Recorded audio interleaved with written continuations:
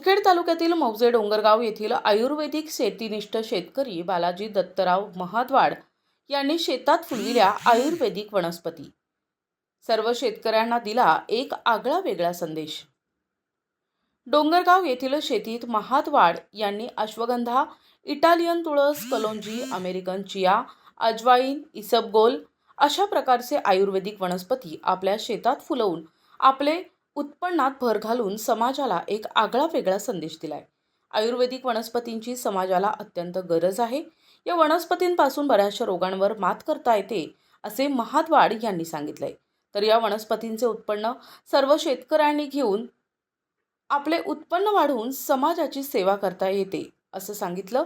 तर यावेळी अविनाश पाटील, मधुकर देशमुख, राजेश सोळंके, सूर्यभान पाटील, माजी जिल्हा परिषद सदस्य शिवाजीराव कस्तुरे, शेती बघण्यासाठी आदींची उपस्थिती होती।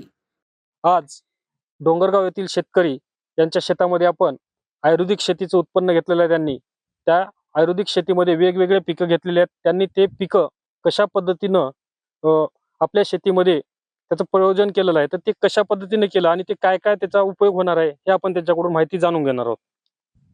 नमस्कार, मी बालाजी दत्तराव महाद्वाड, राहणार डोंगरगाव, तालुका मुदखेड, जिल्हा नांदेड। मी गेल्या वर्षीपासून आयुर्वेदिक शेती करत आहे। गेल्या वर्षी मी अमेरिकन चिया हे लावलं होतं। त्याच्यामध्ये मला एका एकरला 7.5 क्विंटल उत्पन्न झालं। ते माझं उत्पन्न बघून आमच्या गावामध्ये यावर्षी 60-70 एकर अमेरिकन चिया झालेला आहे। त्या नुसार मी आणखी काहीतरी नवीन करावं, शेतकऱ्यासाठी चांगलं हे करावं। कारण का आपण बघता सोयाबीन, हरभऱ्याला भाव मिळत नाही, कोणत्याही करत नाही, शेतकऱ्याला काही हे होत नाही। त्याच्यामुळं मी नवीन काहीतरी करावं म्हणून आयुर्वेदिक शेतीकडे वळलो आणि मी यावर्षी अश्वगंधा, इटालियन तुळस, कलोंजी, पुन्हा अजवाईन आणि इसबगोल असे मी 5 आयुर्वेदिक यावर्षी सुद्धा लावलेले आहेत। बालू पाटील महाद्वाड यांच्याकडे आम्ही पाहतो 5 वर्षापासून यांचे नवीन प्रयोग शेतीमध्ये चालू असतात।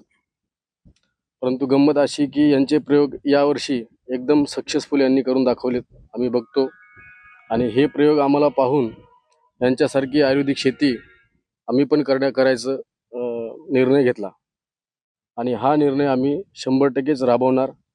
मुख्यतः म्हणजे आज काळाची गरज आहे की ऑर्गॅनिक शेती आणि आयुर्वेदिक शेती असं म्हणायला हरकत नाही, जेणेकरून रासायनिक केमिकल खतांचा जो वापर होत आहे तो वापर या ठिकाणी गरजच नाही या शेतीमध्ये। त्यामुळे आयुर्वेदिक शेती हा रामबाण शेतकऱ्यांसाठी खूपच चांगला करण्यासाठी काही हरकत नाही। हे यांची शेती पाहून मला नक्कीच वाटते। प्रतिनिधी अमोल टेकले, NTV न्यूज मराठी, मुदखेड, नांदेड।